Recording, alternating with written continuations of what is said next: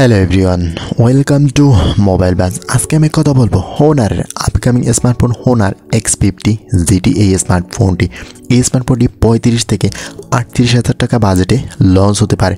আর এই স্মার্টফোনটি যদি আউটলুকের দিকে তাকাই তাহলে যথেষ্ট সুন্দর এই স্মার্টফোনটি রেসিং টাইপের ডিজাইন এবং কার্ভেজ ডিসপ্লে সহ এসেছে, যেটির ব্যাক প্যানেলের ক্যামেরা ডিজাইনটাও অসাধারণ।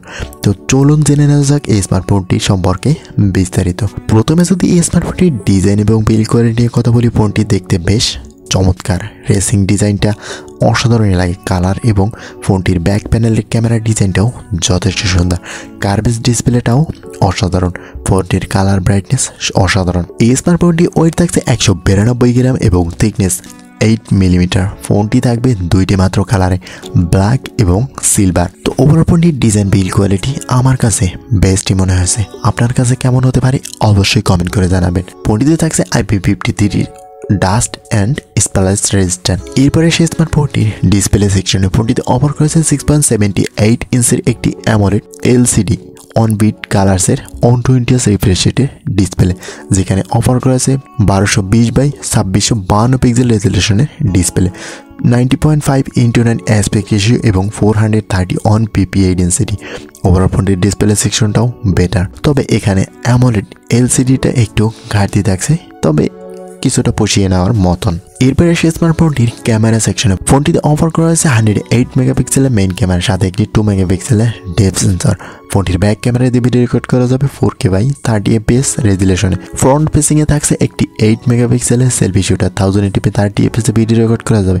তবে এখানে ক্যামেরা সেকশনে বেশ কিছুটা ঘাটতি রাখছে। 4K রেজুলেশন থাকলে এর ক্যামেরা কোয়ালিটিটা একেবারেই নড়বড়ে করা হয়েছে।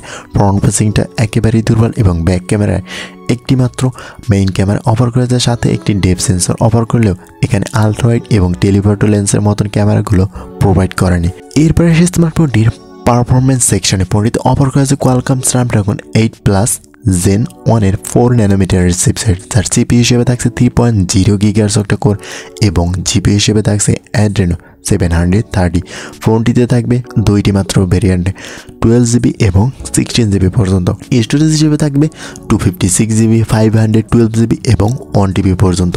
মেমোরি কার্ড ইউজ করার মতন কোনো সুবিধা প্রোভাইড করা হয়নি। ফোনটি রান করবে ম্যাজিক OS 7.2 এর সাথে Android 13। তবে এখানে চিপসেট এবং র্যাম রোমের দিক থেকে বেটার থাকছে। স্মার্টফোনটির পারফরমেন্স সেকশনটা এক কথায় অসাধারণ। এরপরে স্মার্টফোনটি পাওয়ার সেকশনে ফোনটিতে অফার করেছে 5800 mAh এর ব্যাটারি এবং 35 ওয়াটের ফাস্ট চার্জার এবং 7.5 ওয়াটের রিভার্স চার্জিংয়েরও ব্যবস্থা করা হয়েছে। ওভারঅল ব্যাটারি সেকশনটাও যথেষ্ট সুন্দর। এরপরে সেই স্মার্টফোনটি কানেক্টিভিটি সিস্টেম, ফোনটিতে অফার করা হয়েছে ব্লুটুথ 5.2, GPS, USB Type-C এবং ডুয়াল ব্যান্ড ওয়াইফাই। ফোনটির সিকিউরিটি হিসেবে থাকছে আন্ডার ডিসপ্লে ফিঙ্গারপ্রিন্ট সেন্সর, আর ফোনটিতে থাকছে লাউড স্পিকার এবং 3.5 মিলিমিটারের হেডফোন জ্যাকটা। তো ওভারঅল ফোনটির ডিসপ্লে এবং ফোনটির ক্যামেরা বাদে আমার কাছে অন্য দিকটা এক কথায় চমৎকার মনে হয়েছে। আপনার কাছে এই বাজেটে এই স্মার্টফোনটি কেমন হতে পারে অবশ্যই কমেন্ট করে জানাবেন। আজকের ভিডিওটি এই পর্যন্তই, কথা হবে নেক্সট কোনো ভিডিওতে। ততক্ষণ পর্যন্ত ভালো থাকবেন, সুস্থ থাকবেন, আল্লাহ হাফেজ।